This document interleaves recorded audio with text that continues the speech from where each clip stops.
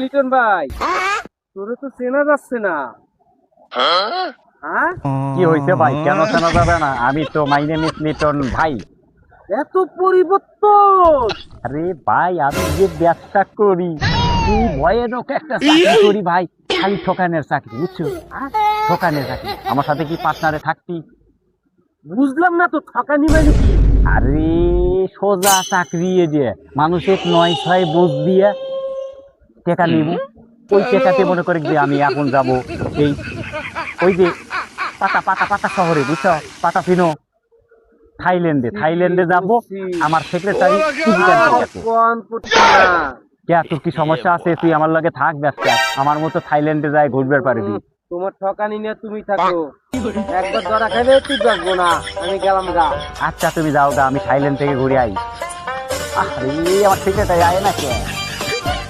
Secretary কোথায় গেছে? তাড়াতাড়ি আহো।